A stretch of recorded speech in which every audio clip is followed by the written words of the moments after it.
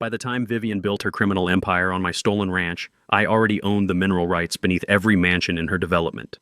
But let me back up. Picture this. I'm dodging mortars in Eastern Europe, serving my country, when I get a call that makes my blood run cold.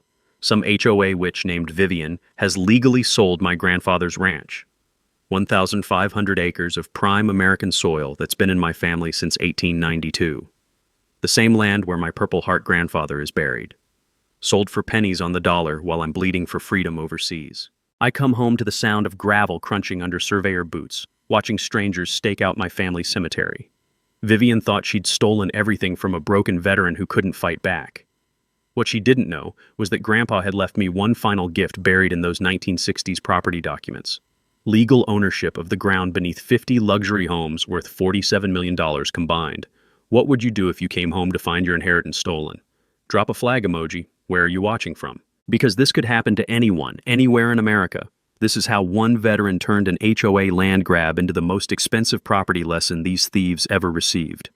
My name is Staff Sergeant Ezra Thornfield, and I'm a third-generation rancher who just spent 18 months keeping the peace in Eastern Europe. While I was dodging bullets and missing my grandfather's funeral, some HOA vulture was circling my inheritance like a hungry buzzard.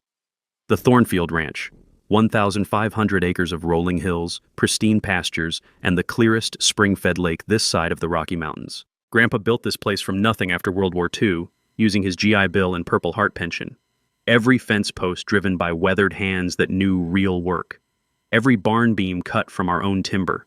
This wasn't just property, it was 3 generations of American blood, sweat, and tears. The ranch borders an exclusive development called Willowmere Estates, 50 lakefront mansions where tech executives and trust fund babies pay $200,000 to $500,000 for the privilege of living next to real America. These people have never worked a day of honest labor, but they sure know how to complain about the smell of cattle and the sound of roosters at dawn. I pull into my driveway after that nightmare flight from Germany, expecting to see familiar pastures. Instead, I'm hit with the acrid smell of fresh surveyor paint marking century-old oak trees like death sentences. Bright orange "sold" signs stab into my family's soil like daggers. Surveyors with clipboards are mapping my land, driving stakes through Grandpa's prized rose garden where the scent of crushed petals now mixes with diesel fuel from their equipment. 800 acres, gone. Allegedly sold to the Willowmere HOA for $2.3 million. That's robbery at $2,875 per acre for land worth at least $8,000. My savings account shows $247. My remaining 700 acres are suddenly under development restrictions that nobody can explain. But here's what made my blood boil. They'd fenced off our family cemetery. The sound of chain link rattling in the wind around my grandfather's fresh grave still haunts my dreams. That's when I meet Vivian Ashworth. Picture every nightmare HOA president rolled into one perfectly coiffed package. 52 years old, drives a white Mercedes G-Wagon worth more than most people's annual salary, and measures grass height with an actual ruler. This woman has filed 47 HOA violation complaints in the past year alone. Her victims probably just wanted to live in peace. She's standing in my driveway wearing a smirk that could curdle milk. Military housing allowance doesn't cover property taxes, does it, soldier boy? She says, not bothering with introductions. She shoves forged documents at me, papers claiming tax delinquency that my bank records prove never existed. Your grandfather should have planned better, she continues, adjusting designer sunglasses that cost more than my monthly combat pay. This is what happens when military families think they're above civic responsibility. I'm standing there in my uniform, fresh off 18 months defending her freedom, and this parasite lectures me about patriotism. The irony burns like tear gas. Leave our property immediately or I'll have you arrested for trespassing, she threatens, speed dialing what I assume is her personal sheriff. Here's my nightmare. Divorce lawyers and legal fees had drained my savings to $247. The local attorney? Vivian's golf partner who couldn't take my case due to conflicts. County clerk's office lost all original property records. My bank claimed no record of automatic tax payments I'd religiously set up. Standing there, watching strangers stake out my grandfather's grave, I made a silent promise. Vivian had no idea who she was messing with. But something about Grandpa's knowing smile in his old photos suggested he'd left me more than just land. Military training teaches patience, strategy, and finding enemy weak points. She was about to learn why you never mess with a combat veteran's family legacy. Vivian wasn't content with just stealing my land. She wanted to destroy my reputation too. Within 48 hours of our first meeting, she filed a restraining order claiming I'd threatened her with military-style violence. Complete fabrication, but the local judge rubber-stamped it without even hearing my side. Suddenly, I'm banned from half my own county, but that was just the opening move. She installed military-grade security cameras pointed directly at my remaining property, recording my every move like I was some kind of terrorist. Then came the neighborhood app posts about aggressive veteran behavior and concerning PTSD episodes. The woman was building a narrative, painting me as the dangerous outsider threatening their perfect suburban paradise. Her crown jewel was hosting community safety meetings about undesirable elements in the area. The smell of her expensive perfume couldn't mask the stench of her bigotry as she orchestrated my character assassination with surgical precision. But here's what Vivian underestimated. Military intelligence training doesn't just disappear when you take off the uniform. While she was playing social media games, I was playing chess. And I remembered something my grandfather once told me. When politicians lie, the truth is always in the paperwork they hope you'll never find. I drove 200 miles to the state archives in the Capitol, spending my last $47 on gas and parking fees. Those dusty basement files held treasures more valuable than Vivian's entire jewelry collection. Original 1892 land grant documents, my grandfather's Purple Heart citations, and the smoking gun, proof that my property was never delinquent on taxes. Every payment documented and filed, every transaction recorded and stamped. The tax payments Vivian claimed never existed? They'd been systematically redirected to the wrong account through a convenient clerical error. One-digit difference. During my divorce proceedings, my attorney had warned me about this exact scam, how corrupt officials redirect payments to create artificial delinquencies, then swoop in for pennies on the dollar. He'd said property owners have redemption rights even after fraudulent sales, and military personnel get extra protections under federal law. I just never thought I'd need that knowledge myself. The county assessor who approved this emergency sale lives in a $340,000 mansion at 47 Willowmere Drive. Talk about convenient timing, but here's where Vivian's greed became her downfall. Her emergency sale happened exactly 30 days before the legal minimum waiting period. She was so confident in her corruption that she couldn't even wait for her theft to be technically legal. In her rush to steal my inheritance, she'd created a paper trail that screamed fraud louder than a smoke detector at 3 a.m. Armed with this evidence, I expected some justice. Instead, Vivian doubled down like a cornered rattlesnake. She hired a private investigator to dig up dirt on my divorce, my deployment record, anything to discredit my claims. Local newspaper coverage painted me as a troubled veteran unable to accept civilian authority. The editor's wife lives at 23 Willowmere Drive. Small world, right? Then came the harassment campaign, noise complaints every time I started my tractor before 8 a.m. Sheriff's deputies citing me for disturbing the peace when I ran cattle on my own land. Citations for unauthorized construction when I fixed my own fence. It was like living in a police state, except the dictator wore designer yoga pants and drove a Mercedes. But Vivian's masterpiece was pure evil genius. I found surveyor stakes driven through my grandfather's prized rose garden at 3 a.m., destroying 60-year-old heritage plants that couldn't be replaced. Security footage showed the HOA groundskeeper following orders that could only have come from one person. When I confronted her, Vivian's response was ice cold. Those roses were encroaching on community property. We have standards to maintain. Standing there among the crushed petals, breathing in the scent of destruction mixed with diesel fuel from their equipment, I realized this wasn't just about money. This was about power. Vivian got off on crushing people who couldn't fight back. Too bad for her. She'd picked the wrong veteran to mess with. Vivian's response to my evidence was like watching a poker player go all in with a pair of twos. She hired the most expensive law firm in the state capitol, the kind of place where hourly rates start at $800 and the marble lobby makes you feel poor just walking through it. Within a week, I was served with a lawsuit claiming aggressive trespassing and property damage, seeking $500,000 in damages plus legal fees. Her masterstroke, claiming I'd driven my cattle across HOA property, which was actually my own stolen land. The legal papers described my grandfather's prize Angus bulls as dangerous livestock deliberately weaponized against innocent homeowners. I had to read that line 3 times before I stopped laughing. Apparently, cows are now considered assault weapons in Vivian's twisted universe. But two can play the expensive lawyer game. I contacted the Military Legal Aid Society, explaining my situation to a crusty old JAG officer who'd seen every scam in the book.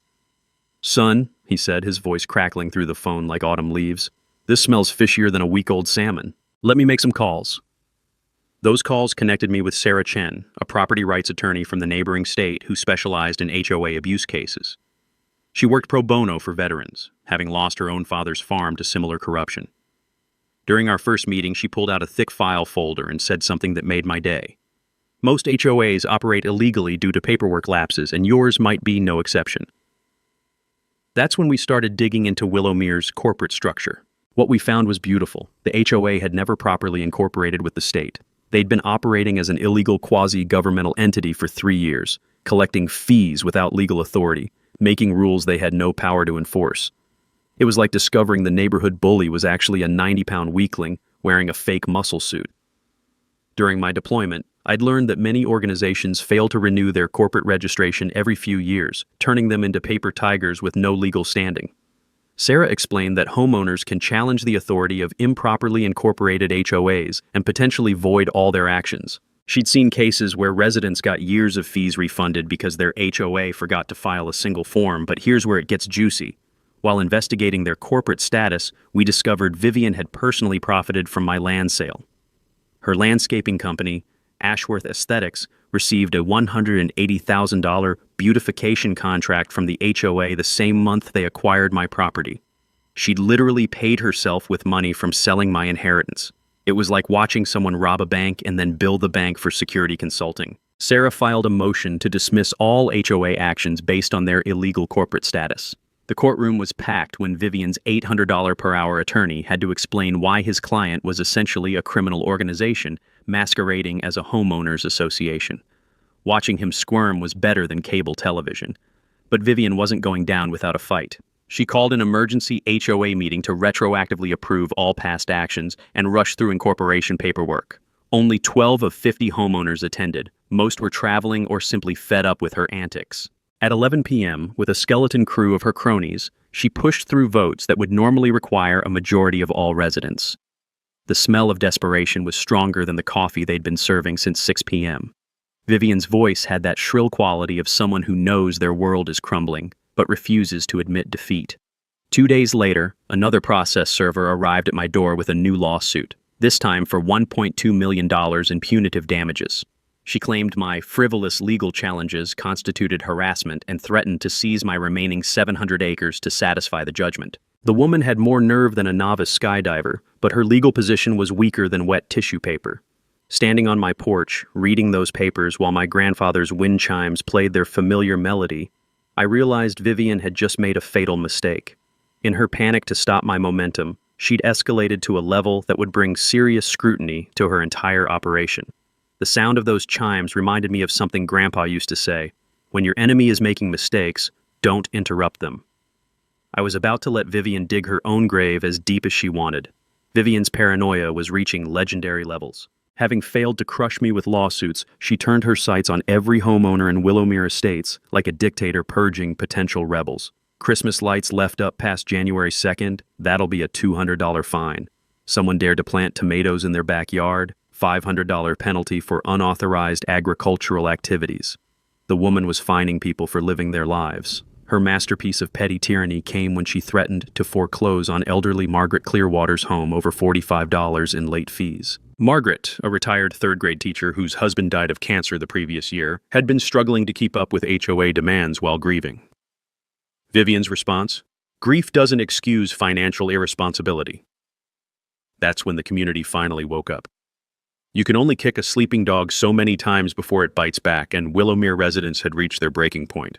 Margaret started a private Facebook group called Willowmere Truth Tellers that grew from 5 members to 43 in 2 weeks. The horror stories they shared could fill a Stephen King novel. Navy veteran Tom Bridgewater, whose meticulously maintained lawn had earned him 3 separate violations for excessive uniformity, became my unlikely ally. During a chance encounter at the hardware store, where we were both buying security cameras, he pulled me aside and said, "That woman's crazier than a soup sandwich, son. What can we do to stop her?" I started organizing Know Your Rights workshops at the local library, sharing everything Sarah and I had learned about HOA law. The first meeting drew 8 curious neighbors, the second drew 22. By the third, we had standing room only, with people taking notes like their lives depended on it. Which, considering Vivian's escalating tyranny, they probably did. During one of these sessions, Margaret dropped a bombshell that changed everything. While cleaning out her late husband's papers, she'd found the original HOA covenants from 1965 tucked away in their attic like buried treasure. Her husband had been on the original development committee, and he'd kept everything. The brittle yellow pages contained language that made my heart sing. The bylaws explicitly prohibited any land acquisition beyond the original 50-lot plat. Vivian's purchase of my property didn't just violate state law, it violated the HOA's own founding documents. She'd committed what lawyers call ultra vires acts, meaning she'd exceeded her legal authority so completely it was like a mayor trying to declare war on Canada. Sarah explained that when organizations act beyond their legal powers, those actions are void from the beginning, like they never happened at all.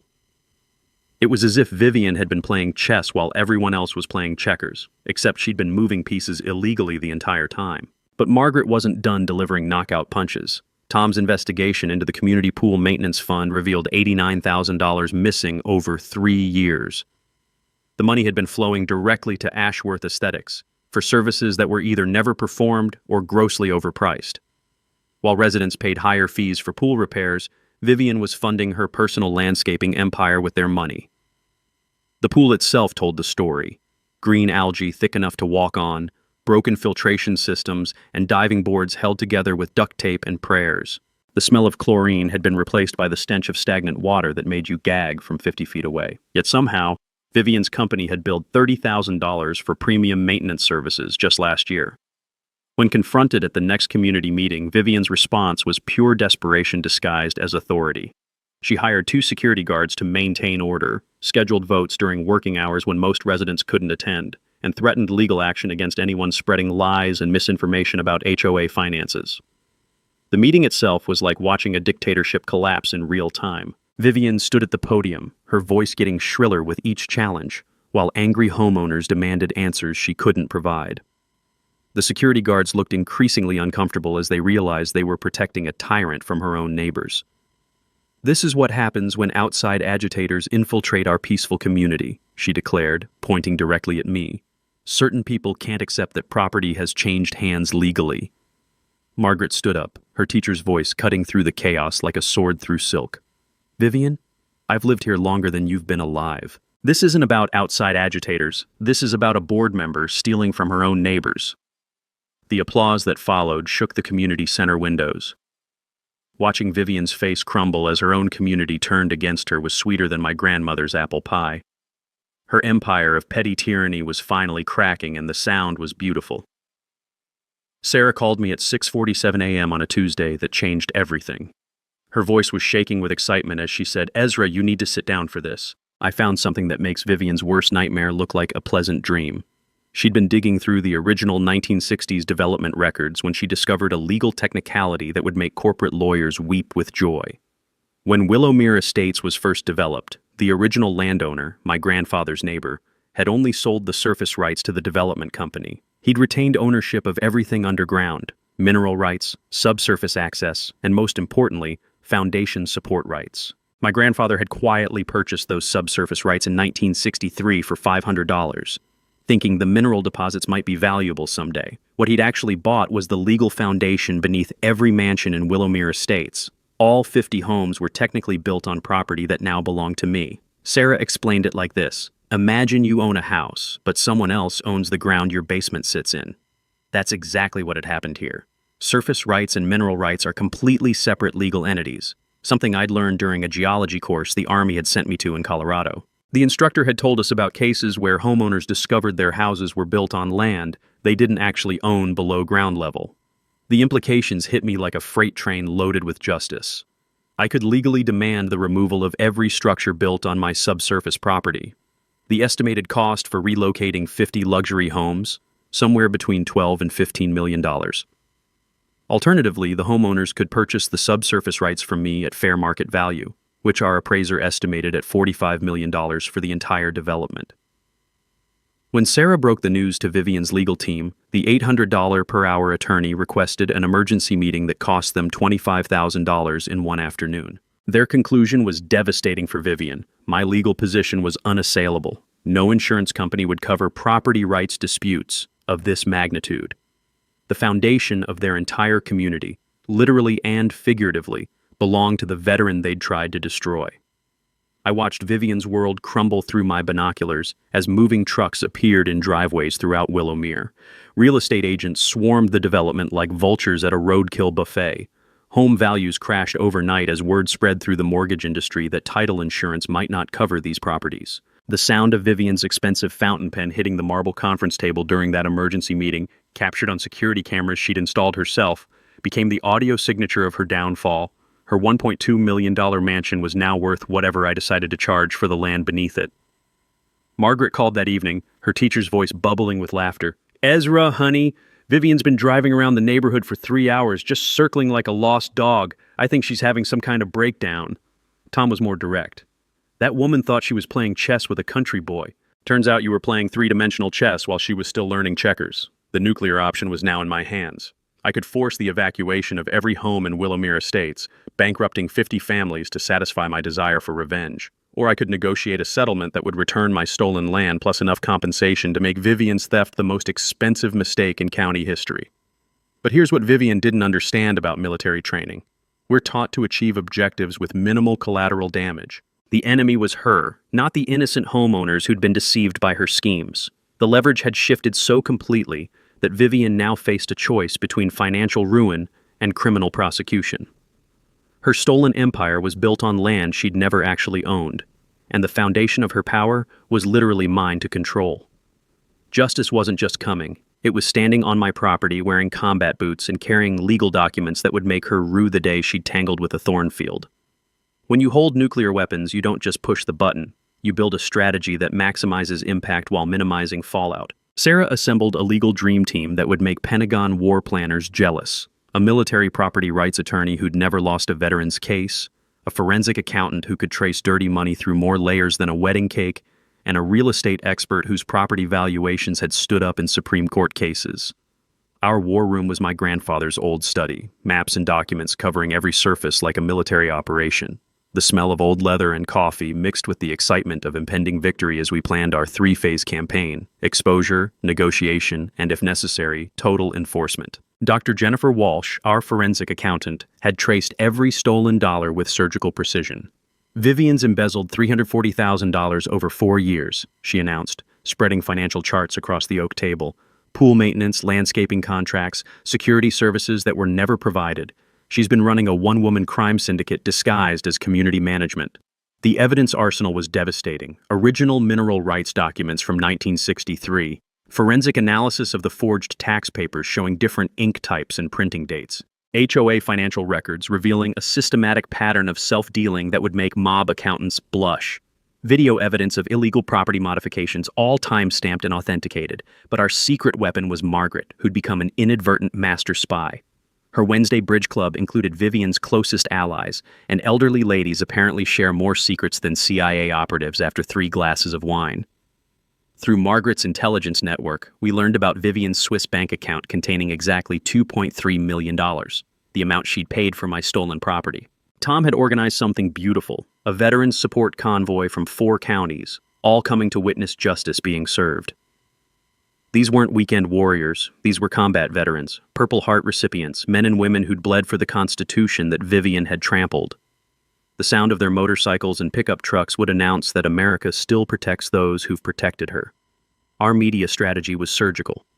I'd learned psychological warfare in the Army, and public opinion battles follow the same principles as combat operations. We prepared press packets highlighting the contrast between my grandfather's Bronze Star service and Vivian's theft of veteran property. Social media campaigns featuring the family cemetery behind enemy lines. Anonymous tips to investigative journalists about corruption in local government. Sarah had prepared multiple settlement scenarios, from total victory to reasonable compromise. "We'll offer them 3 options," she explained, her voice carrying the confidence of someone holding royal flush. "Return all stolen property plus damages, purchase subsurface rights at fair market value, or face complete evacuation and criminal prosecution." The insurance revelation was our psychological warfare masterpiece. Homeowners' insurance policies specifically excluded property rights disputes. Title insurance companies were already refusing to defend the impossible position of owning homes built on someone else's land. Most residents would lose everything if forced to relocate their foundations. During our final strategy session, we discovered something that made victory even sweeter. The environmental engineer's soil analysis revealed that HOA construction had contaminated the lake with runoff from improperly installed drainage systems. Vivian's development violated EPA regulations, giving us federal jurisdiction and potential criminal charges that could add years to her eventual prison sentence. Margaret's infiltration of Vivian's inner circle produced our final intelligence coup.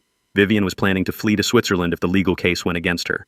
Her escape plan included liquidating assets, transferring funds offshore, and disappearing before criminal charges could be filed. She'd underestimated how quickly federal authorities move when stolen military property is involved.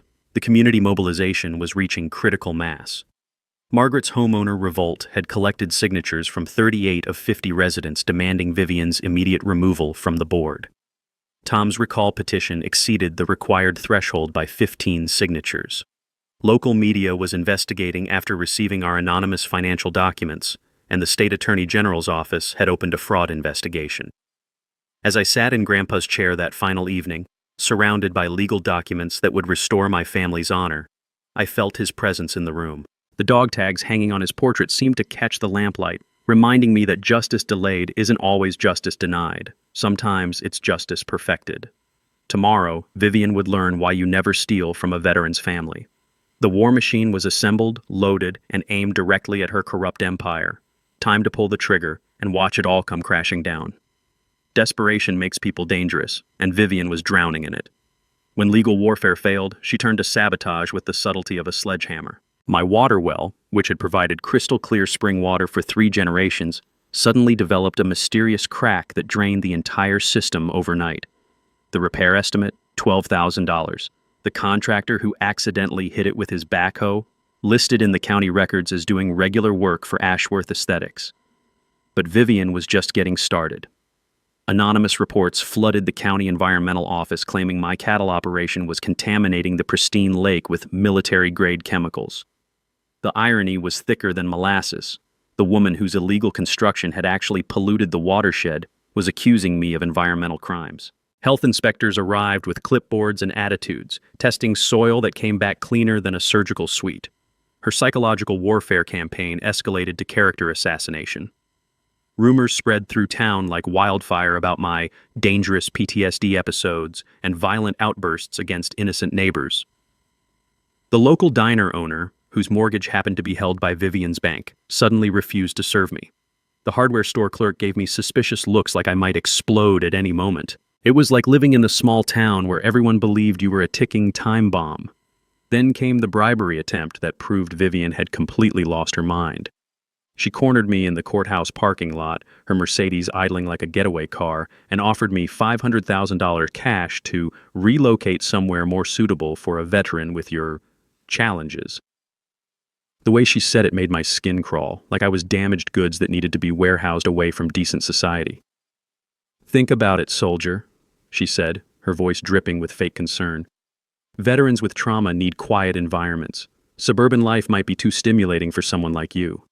She actually suggested I'd be happier in some isolated cabin where my episodes wouldn't frighten normal people. What she didn't know was that I'd been recording every interaction since our first meeting. Her bribery attempt, complete with veiled threats about making my life very difficult, was captured in high-definition audio that would make prosecutors weep with joy. But Vivian saved her masterpiece for last. Professional vandals, and I mean professionals, not teenagers with spray paint, systematically destroyed my perimeter fence on a Tuesday night when I was at the VA hospital for a routine appointment.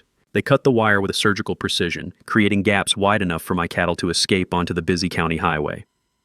At 3:47 a.m., I got the call every rancher dreads.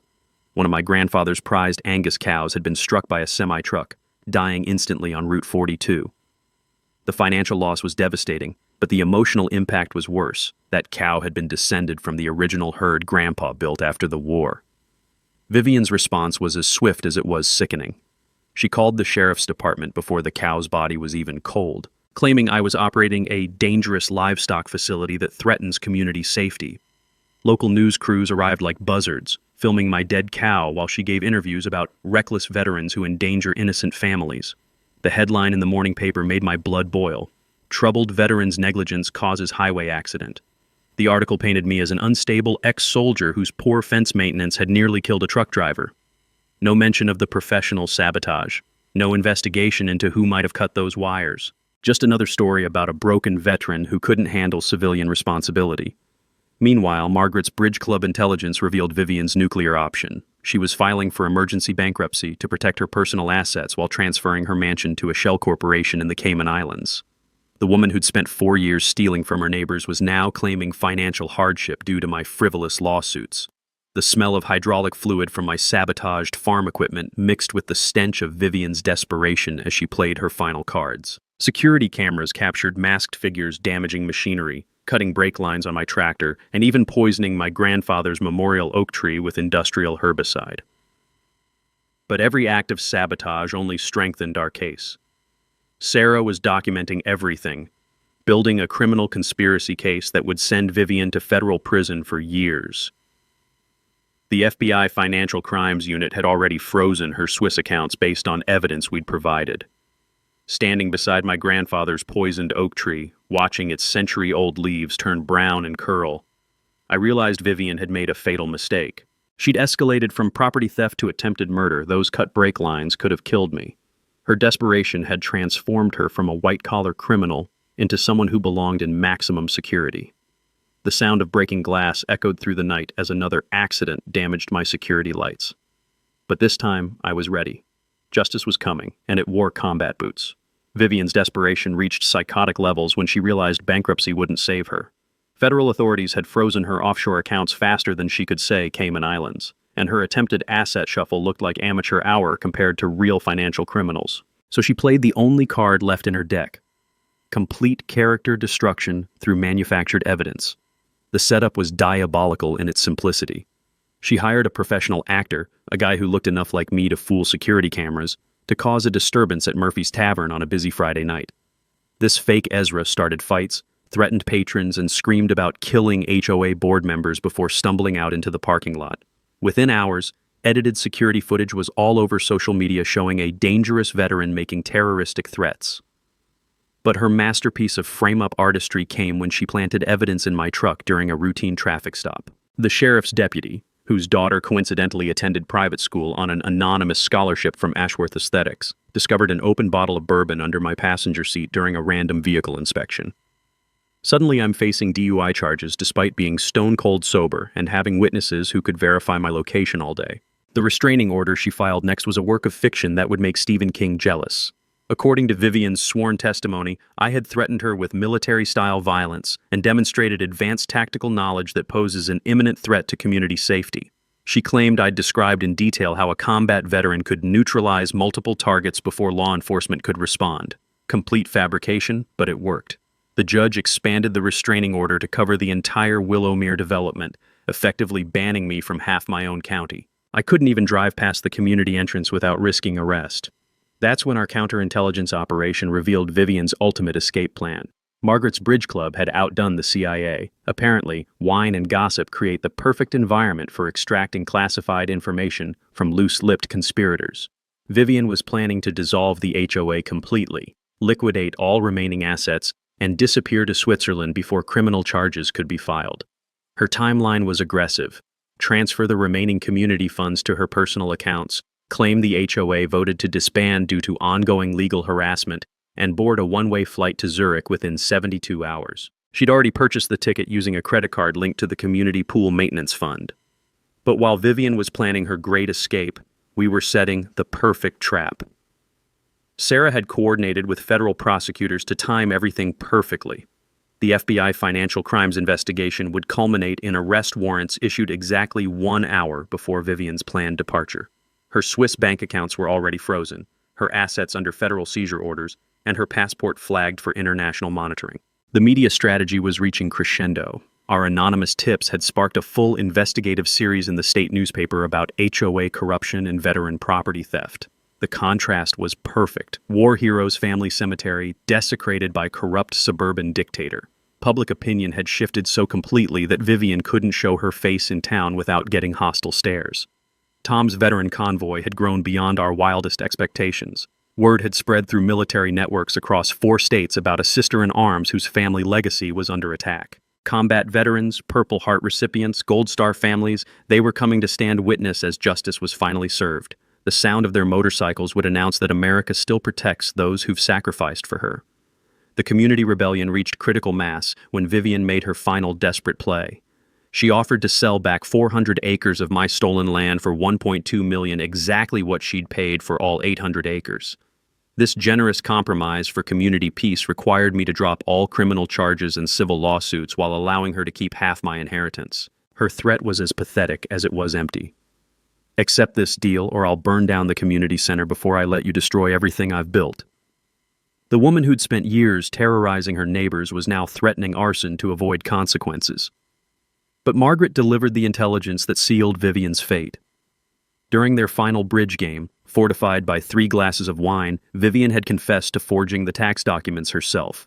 She'd bragged about how easy it was to fool stupid government clerks and create fake delinquencies. Margaret had recorded the entire confession on her smartphone, capturing every incriminating detail in crystal-clear audio. The trap was set for tomorrow's community meeting. Vivian thought she was negotiating from strength, planning to present her final ultimatum before disappearing forever. She had no idea that FBI agents were already in position, that her escape routes were monitored, and that her own confession was about to be played before 200 witnesses. The sound of car doors slamming echoed through the night as the veteran convoy began arriving early, setting up a perimeter around the community center like we were securing a forward operating base. Tomorrow, Vivian would learn that when you steal from a veteran's family, justice doesn't just knock, it kicks down the door. The community center parking lot looked like a military operation at 6 p.m. sharp. 30 motorcycles and pickup trucks formed a precise perimeter, their American flag decals catching the evening light like battle standards. Combat veterans in leather jackets stood at attention, creating an honor guard that would make Arlington National Cemetery proud. These weren't weekend warriors. These were men and women who'd bled for the Constitution that Vivian had trampled. Inside, the tension was thick enough to cut with a bayonet. 200 residents packed every seat, with local media crews positioning cameras like they were covering a presidential debate. County Sheriff Mitchell positioned his deputies at every exit, officially for crowd control, but really to prevent a certain someone from making an unscheduled departure.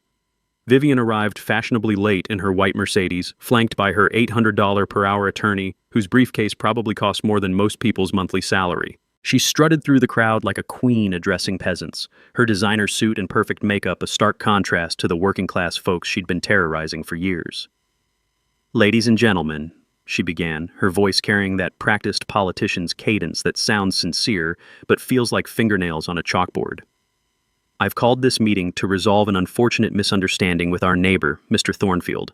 Despite his military service, which we all respect, certain legal complexities require adult supervision."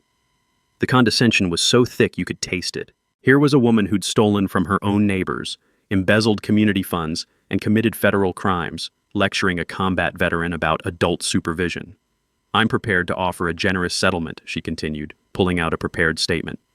"Mr. Thornfield can repurchase 400 acres of the disputed property for $1.2 million, a significant discount that reflects our community's appreciation for veterans. In exchange, all legal proceedings will cease, and we can move forward in harmony." That's when I stood up, and the room fell silent except for the whisper of leather jackets shifting as 30 veterans straightened in their seats. "Vivian," I said, my voice carrying the calm authority that comes from facing real enemies in real combat. "I appreciate the offer, but before we discuss money, let's discuss ownership." I nodded to Sarah, who activated the projector with theatrical precision. The original 1963 mineral rights documents filled the screen in glorious high definition, complete with my grandfather's signature and the county clerk's official seal. "These documents prove that I own the subsurface rights beneath every mansion in Willowmere Estates," I announced. "That means every foundation, every basement, every septic system sits on property that legally belongs to me." The gasps from the crowd sounded like air being sucked from the room. Real estate agent Patricia Wells, whose own house sat on my property, whispered, "Oh my God," loud enough for the back row to hear. "The current market value for purchasing these subsurface rights is $47 million, I continued, watching Vivian's face drain of color faster than her bank account. Alternatively, all 50 homes can be relocated at an estimated cost of $15 million. Vivian's attorney was frantically packing his briefcase, probably calculating how quickly he could distance himself from this legal disaster. The sound of expensive Italian leather snapping shut echoed through the stunned silence, but I wasn't finished. Since we're discussing property ownership, let's also discuss theft. Margaret stood up like a courtroom witness, her smartphone gleaming in her trembling hand. I have a recording of Vivian confessing to forging tax documents and stealing veteran property. Would you like to hear it? The audio was crystal clear, Vivian's wine-loosened voice bragging about how easy it was to fool stupid government clerks and create fake tax delinquencies. Every word was a nail in her legal coffin. That's when FBI agent Rodriguez stepped forward, his federal badge catching the fluorescent lights. Vivian Ashworth, you're under arrest for wire fraud, conspiracy, embezzlement, and violations of the Service Members Civil Relief Act. The community center erupted like a stadium after a winning touchdown. Cameras flashed as Vivian's perfect composure finally cracked. She screamed about communist conspiracies and ungrateful neighbors while Agent Rodriguez read her rights with professional calm. "This is persecution," she shrieked, struggling against the handcuffs. "I built this community. I protected property values. These people should be thanking me." Sheriff Mitchell stepped forward with his own warrant. "Ma'am, you're also under arrest for conspiracy, money laundering, and about 15 other charges we'll discuss downtown."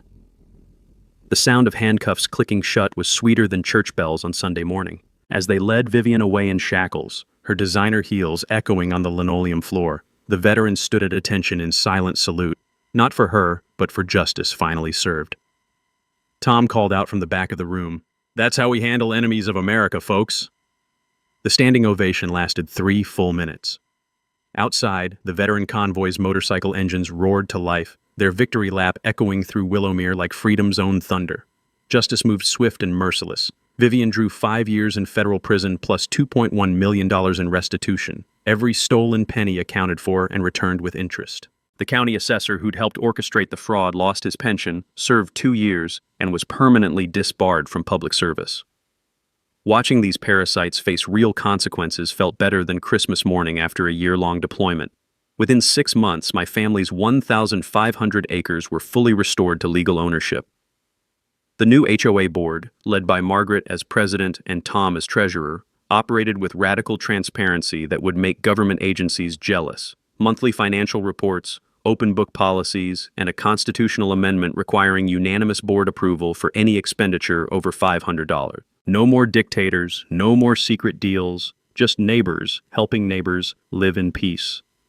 The surface rights negotiation became a model for fair dealing. Instead of bankrupting 50 families to satisfy my desire for revenge, I sold the subsurface rights at 20% below market value, $8.2 million spread over 10 years with zero interest. Call it a veteran's discount for people who'd been deceived by criminals. The Homeowners Association now actually serves homeowners instead of enriching board members. Personal healing came in unexpected ways. I built my new ranch house on the hill overlooking our family cemetery, where I could see my grandfather's headstone every morning and evening. The rose garden was replanted with heritage varieties that filled the air with the same sweet fragrance I remembered from childhood visits. Those roses had survived one war. They damn sure survived one corrupt HOA president. The community transformation exceeded everyone's expectations. Margaret's presidency brought competence and kindness to HOA management. Tom organized monthly veteran support groups that helped former soldiers navigate property rights issues before they became legal disasters. Our library workshops expanded statewide, teaching citizens how to protect themselves from municipal corruption and HOA abuse. Local newspaper editor Patricia Kane won a state journalism award for her investigative series on HOA corruption, proving that small-town reporting can still change lives when journalists choose truth over access. Her coverage inspired legislative reforms requiring HOA financial audits and criminal background checks for board candidates. But the crown jewel of our victory was the Thornfield Veterans Scholarship Fund, established with $500,000 from the settlement proceeds. This program supports children of deployed service members through college, ensuring military families never have to choose between serving their country and securing their children's future. In 5 years, we've funded 47 students, including 3 who've gone on to military academies and 2 who became veterans' rights attorneys. Our annual fundraising gala brings the entire community together at the restored ranch, where combat veterans and suburban neighbors share barbecue and swap stories under the same stars my grandfather once watched. Margaret organizes silent auctions featuring local artwork, while Tom leads tours of the memorial garden we created for all county veterans.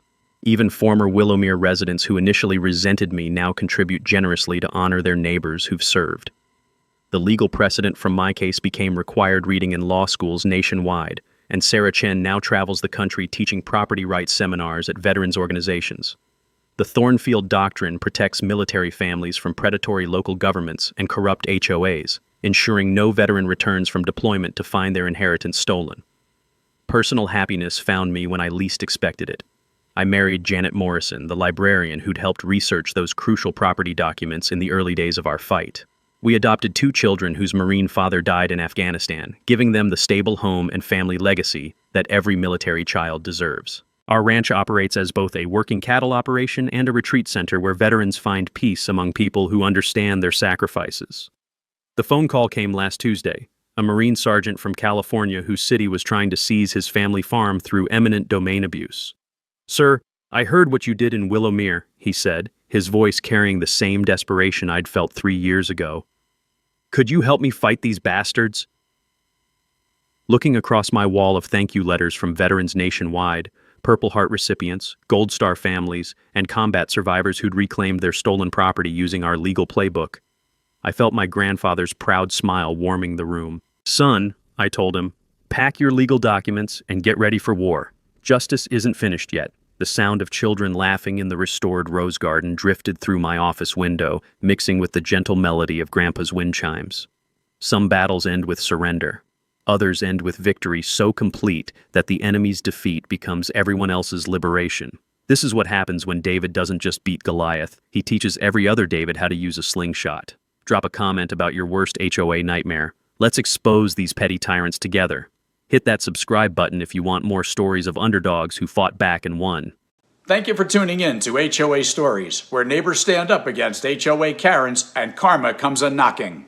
If you like this story, hit that like button, share your thoughts below, and subscribe for more HOA tales and real-life neighborhood drama each week.